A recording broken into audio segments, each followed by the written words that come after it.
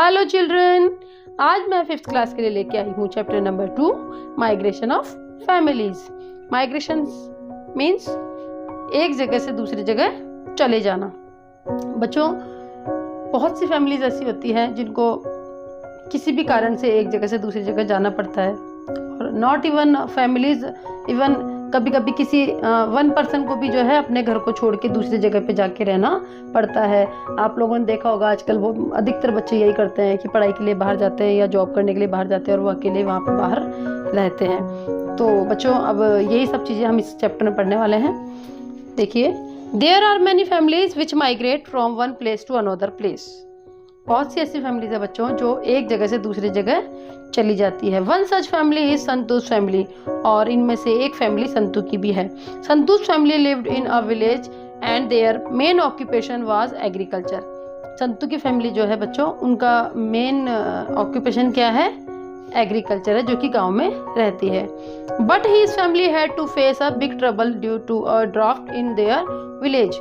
लेकिन उनके गांव में अभी जो है थोड़ा सूखा पड़ गया और उनकी वजह से उनको बहुत प्रॉब्लम्स फेस करनी पड़ रही है। For the last 2 years they did not even have sufficient food to eat.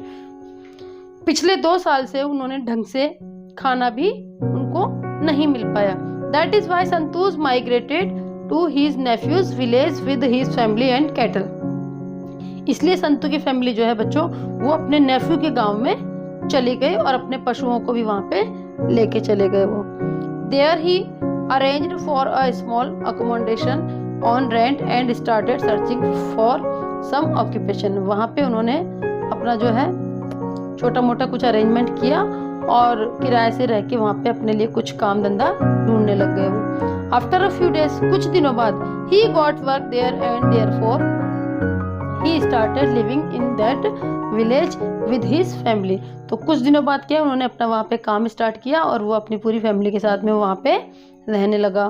However, it was not at all easy for him to live there. Soon he started missing his own village. देखिए, उनके लिए वहाँ पे इस तरह से रहना बहुत ईजी नहीं था। इस वजह से क्या है, वो थोड़े दिनों बाद में अपने गाँव को मिस करने लगे, याद करने लगे। He got news that there was a very good rain in his village this year.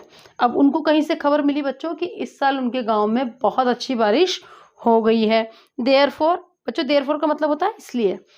Therefore he took his family and cattle with him and return to his own village. इसलिए क्या है, उन्होंने वापस से अपनी फैमिली को साथ में लिया और अपने पशुओं को, जो भी पालतू पशु थे ना उनको साथ में लिया और अपने गाँव रिटर्न हो गए। Think and right the answers. ये कह रहा है बच्चों, इसके बारे में आप सोचिए और इनके आंसर्स लिखिए। What are the problems which Santu must have faced in the village after migration. आप लोग एक बार इमेजिन कीजिए कि जो संतु था उसको अपना विलेज छोड़ने के बाद में क्या क्या प्रॉब्लम्स फेस करनी पड़ी होगी, है ना। फिर है, if there is any family in your vicinity which migrated to some other place to settled in your area after migration from some other place, then collect the following information about it. ये कह रहा है कि अगर आपके आसपास में भी कुछ फैमिलीज ऐसी हैं जो कि कहीं और से माइग्रेट करके आई हैं, तो आप उनके बारे में इंफॉर्मेशन कलेक्ट कीजिए।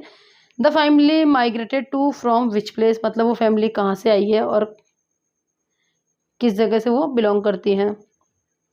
What were 2 reasons for their migration, और उनके माइग्रेशन के पीछे रीजंस क्या थे।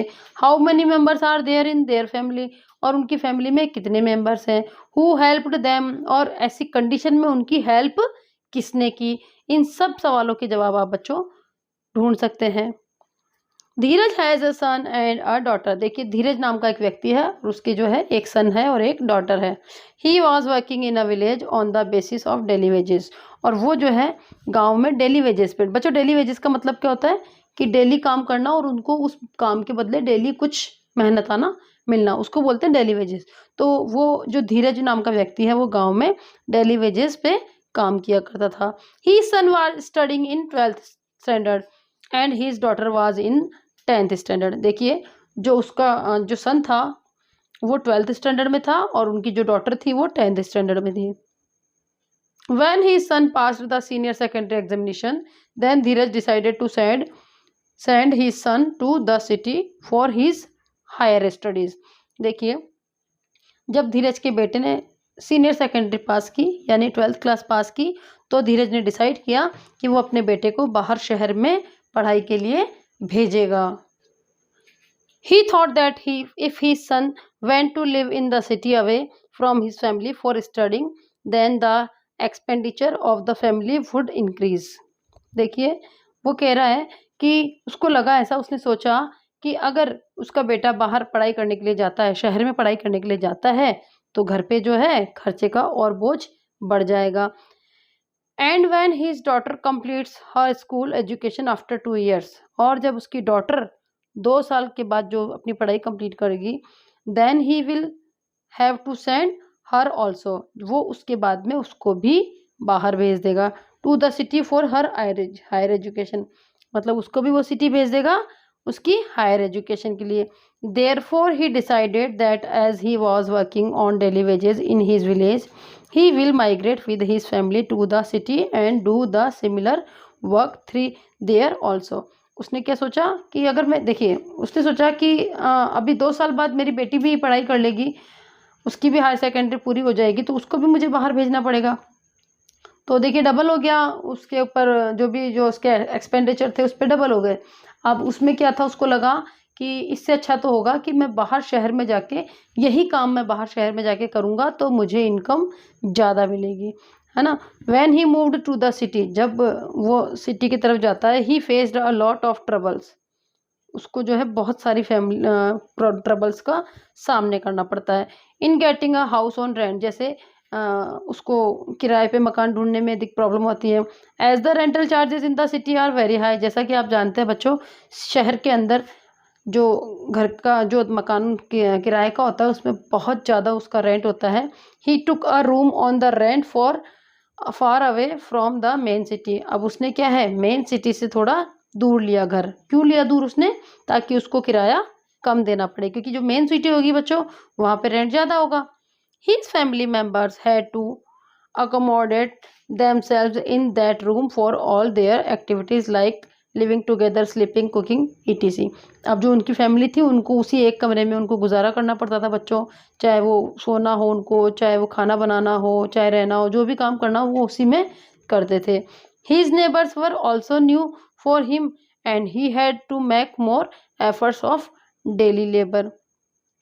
अब उसके जो नेबर्स थे वो भी उनके लिए थोड़े नए थे, है ना, तो उसको डेली की जो मेहनत करनी पड़ती थी उसके लिए भी उसको बहुत ज़्यादा एफर्ट्स डालने होते थे। The expenses of living were very high in the city, और जो सिटी के अंदर शहर के अंदर रहना है बच्चों वो बहुत ही ज़्यादा खर्चीला होता है, शहर के अंदर खर्चे बहुत ज़्यादा होते हैं। The expenses of living were very high in the time at the night, अब देखिए उसने क्या सोचा, the expenses of living were very high in the city, that is why he started working as a labour during day time and at night. अब देखिए जब उसके खर्चे बहुत ज़्यादा बढ़ गए, उसको लगा कि मैं इस तरह से अफोर्ड नहीं कर पाऊंगा खर्चों को, तो अब उसने क्या डिसाइड किया कि मैं दिन में भी और रात में भी काम करूंगा। He used to work as a guard to earn more, अब उसने क्या सोचा कि मैं ज़्यादा से ज़्यादा पैसे कमाऊंगा। But he decided to go back to his village, लेकिन उसने अपने गांव जाने का वापस से डिसीजन लिया after the completion of higher studies of his children, मतलब जब उसके बच्चों की हायर एजुकेशन कंप्लीट हो गई ना बच्चों, तो उसके बाद में उसने डिसीजन लिया कि मैं अब वापस मेरे गांव ही चला जाऊंगा। देखिए उस टाइम पे उसकी मजबूरी थी, क्योंकि अपने बच्चों की इसको पढ़ाई करवानी थी, इस वजह से वो सिटी चला गया और वहाँ पे उसने दिन रात मेहनत की। You must have noticed in your surroundings that there are many students who have to live their home। देखिए बच्चों आपने भी नोटिस किया होगा कि आपके चारों तरफ आसपास में बहुत से बच्चे ऐसे होते हैं, बहुत से स्टूडेंट्स ऐसे होते हैं जो कि अपना घर बार सब कुछ छोड़ के आते हैं for higher education, higher education के लिए सब कुछ वो छोड़ के आते हैं। दे लिव इन हॉस्टल्स और arrange rooms for rent for their studies, वे हॉस्टल्स में रहते हैं या फिर उनको कमरा अरेंज करना पड़ता है और अपनी पढ़ाई कंप्लीट करते हैं। लुक एट द पॉइंट्स बच्चों, ये जो पॉइंट्स इसमें डिस्कशन के लिए दिए हुए हैं इसको हम अगली वीडियो में डिस्कस करेंगे। तो आई होप आपको वीडियो पसंद आई होगी। ओके, बाय बच्चों।